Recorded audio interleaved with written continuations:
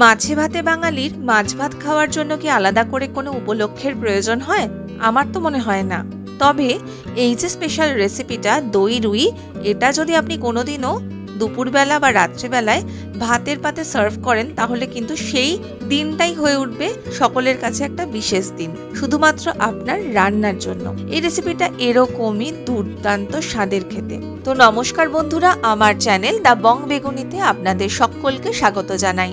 আর আমার আজকের এই রেসিপিটা যদি আপনাদের ভালো লাগে, তাহলে আমার চ্যানেলটাকে সাবস্ক্রাইব করে পাশে থাকার অনুরোধ রইল।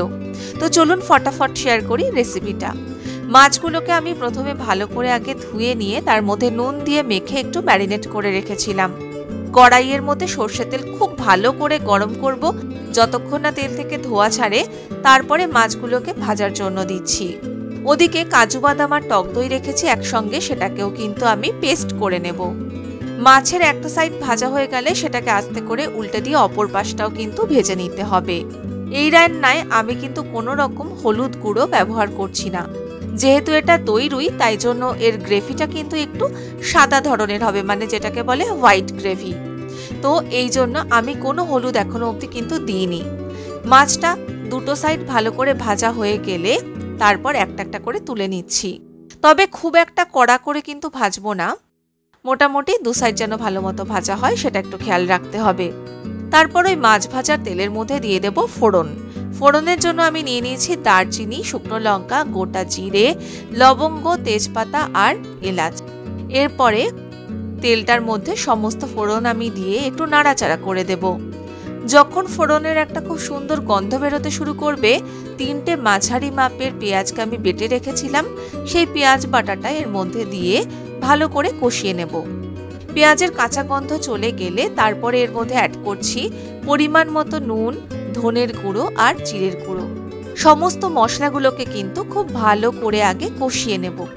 একটা জিনিস হয়তো খেয়াল করেছেন, আমি কিন্তু খুব বেশি তেলে রান্নাটা করছি না, কারণ এটার মধ্যে টক দই ব্যবহার করব, তার জন্য টক দই থেকে কিন্তু একটু তেল ছাড়বে। আর মাছ ভাজার মধ্যে তো তেল আছেই। তো এরপরে আদা রসুন কাঁচা লঙ্কার পেস্ট আমি এতে অ্যাড করলাম, ওই 2 টেবিল স্পুন মতো দিয়ে এটাকেও ভালো করে মশলার সঙ্গে কষিয়ে নিচ্ছি, যতক্ষণ না আদা রসুন কাঁচা লঙ্কার একটা কাঁচা গন্ধ থাকে সেটা চলে যায়। তারপরে দিয়ে দেব কাজু বাদাম আর টক দইয়ের পেস্টটা। সবকিছুকে ভালো করে এবারে মিশিয়ে নেব।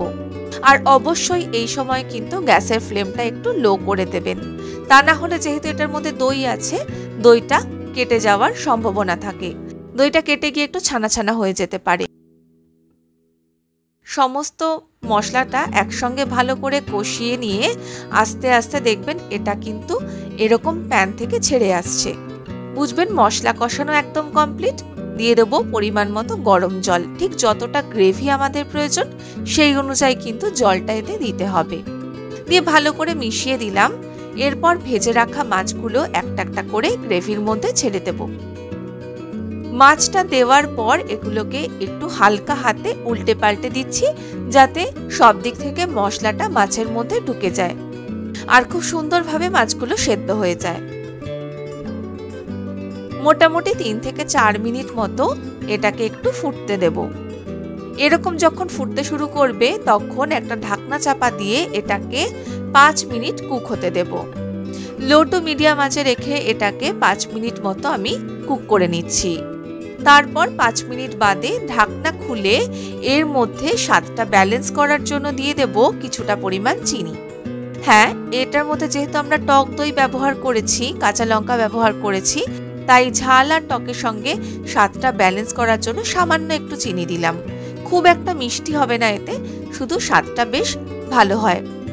তো এবারে আর একটুখানি এই চিনিটাকে গ্রেভির সঙ্গে মিশিয়ে দিচ্ছি। তারপরে ওপর থেকে দিয়ে দেব চেরা কাঁচা লঙ্কা।